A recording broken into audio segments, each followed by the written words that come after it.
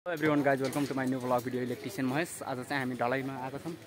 अस्ति प्युठानमा देख्नुभयो, आज चाहिँ आफ्नै गाउँमा आफ्नै ठाउँमा आफ्नै एरियामा आएको छौँ। हामीले आज चाहिँ एचडिपी पाइप खानेपानीको पाइप युज गरेको छौँ। यतातिर देख्न सक्नुहुन्छ यो खानेपानीको एचडिपी पाइप हो।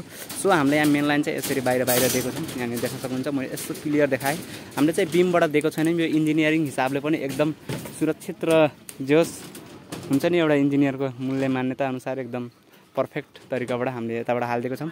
यदि अर्को पाइप हुन्थ्यो भने जुन अर्को पाइप हुन्छ नि ढलानको, त्यो एचडिपी पाइप नभएर एनएस नभएर अर्को पाइप भएको भए चाहिँ अलिकति अप्ठ्यारो हुन्थ्यो, जसले गर्दा चाहिँ बिमबाट हाल्नुपर्ने हुन्थ्यो। तर यहाँ के हो कि पञ्चकन्याको एकदम यो बुटोलतिर चाहिँ जम्मै जति पनि घर हुन्छ नि वायरिङ सबै बुटोलतिर चाहिँ हाम्रो एचडिपी पाइप नै युज हुन्छ। तर यतातिर एचडिपी पाइपको युज अलिक कमै देख्न सक्नुहुन्छ। यतातिर यो हल हो, लिभिङ हल। यसरी हामीले एउटा रुमको चाहिँ मैले जस्तो एउटा किचनको जस्तो वायरिङ देखाएँ। मैले त्यो बिचको फ्यानको हो, यो लाइट हो प्लस यो एडजस्ट फ्यानको। यो चाहिँ हामीले केबलको यो घर अलि होचो छ जसले गर्दा चाहिँ अलि 2 तल्लाबाट दिने भन्ने डिसाइड गरेको छौँ। र यहाँबाट आएर मेन लाइन चाहिँ यसरी गरेर यहाँबाट दिएको छौँ। त्यसै गरी चाहिँ यसरी छ। यो चाहिँ एउटा सोलाइट हो, त्यो फ्यान भयो, त्यो यो लाइट त्यस पछाडि यहाँबाट आएर तल दिएको छौँ। अनि यहाँनिर देख्न सक्नुहुन्छ जुन यो एउटा बत्ती छ, यहाँनिर पार्टिसन हुने हो। यहाँनिर टोइलेट बाथरुम छ तल।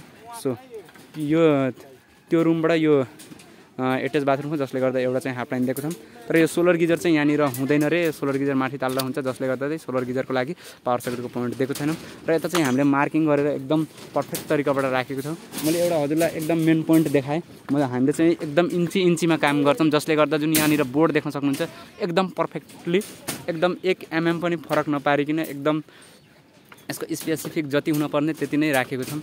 यसरी राख्दाखेरि एकदम राम्रो देखिन्छ। जुनसुकै होल्डर लाउनु, जुनसुकै बल्बहरू हाल्नु एकदम आकर्षक देखिन्छ, जसले गर्दा चाहिँ यसरी राखेको छौँ। यो जति पनि छ यसको डिजाइनिङ पनि यहाँनिर पार्टिसन अलिकति फरक भएको हुनाले यो चाहिँ अलि यता छ, त्यो चाहिँ अलि यता छ। यसरी चाहिँ गरेको छौँ। यहाँनिर टोइलेट सिट आउने हो, टोइलेट बस्ने हो सादा, जसले गर्दा यसरी छ गाइज। अब यहाँनिर आफैले यहाँ काम गर्नुपर्छ। अब राति पनि हुन लाग्यो, बिस्तारै साँझ परिसक्यो। आज यो ढलाइ गरेर अझै अर्को ठाउँ पनि जान हो पाइप बिछाउन, जसले गर्दा चाहिँ म फुल देखाउन सकिनँ। यहाँ काम गर्न परिरहेको छ, दाइहरू उता भिडियो राख्नु भएको छ। सो अब धेरै कुरो नगरिकन यो नै यसरी नै गरेको। अनि एउटा चाहिँ मेन कुरा चाहिँ मैले यहाँ देखाउन चाहेँ, यो मिटरको लागि यहाँनिर उठाएको छौँ। र यो चाहिँ एमसिबीमा चाहिँ यो जुन यताबाट पाइप गयो हो, यो पाइप चाहिँ हजुरको एमसिबीमा गयो।